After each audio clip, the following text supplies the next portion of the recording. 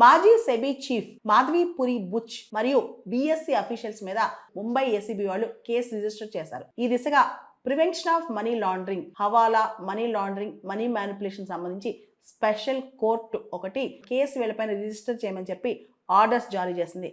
ముఖ్యంగా stock market frauds, regulatory violations, SEBI act కింద, prevention of corruption act కింద SEBI మాజీ చీఫ్ మాధవీపురి బుచ్ మీద కేసు రిజిస్టర్ అయిందనమాట. ఫ్రాడ్లెంట్ గా కంపెనీ గురించి డీటెయిల్స్ తప్పుగా ఇచ్చారని, సెబీ కావాలని ఇలా మోసపూరిత పనులు చేస్తుందని చెప్పి ఒక కంప్లైంట్ ఇచ్చారనమాట. ఈ కంప్లైంట్ 1994 కంప్లైంట్. ఆ టైంలో ఇప్పుడు కేసు రిజిస్టర్ అయిన బిఎస్సి అఫీషియల్స్ కానీ లేదా సెబీ చీఫ్ మాధవీపురి బుచ్ కానీ, ఇంతకుముందున్న సెబీ చైర్పర్సన్ మాధవీపురి బుచ్ కానీ వీళ్ళెవరూ లేరు. కానీ ఈ పేర్లన్నీ పట్టించుకోకుండా ఇప్పుడున్న ఆఫీషియల్స్ అప్పుడు లేరు అని కూడా గ్రహించకుండా ఈ కేసు రిజిస్టర్ అయిందనమాట. దీనికి సంబంధించి ఇప్పుడు సెబీ వాళ్ళు, securities and exchange board of India వాళ్ళు దీనికి సంబంధించి లీగల్ గా వీళ్ళు ముందు బ్యాటిల్ చేయబోతున్నారంట. ఓవరాల్ గా మార్కెట్ మ్యానిపులేషన్స్, రెగ్యులేటరీ ల్యాప్సెస్, దాంతో పాటు దీనికి సంబంధించి ఇన్ఫర్మేషన్, ఫ్రాడ్లెంట్ ఇన్ఫర్మేషన్, వీటన్నిటికి సంబంధించి కేసులు రిజిస్టర్ అయ్యాయన్నమాట. ఇక నుంచి సెబీ కానీ, బాంబే స్టాక్ ఎక్స్చేంజ్ కానీ, స్టాక్ మార్కెట్స్ లో కానీ చిన్న లోపాలున్నా, ల్యాప్సెస్ ఉన్న, రెగ్యులేటరీ లోపాలున్నా సహించబోమని మనకి ఇక్కడ అర్థమవుతుంది అనమాట.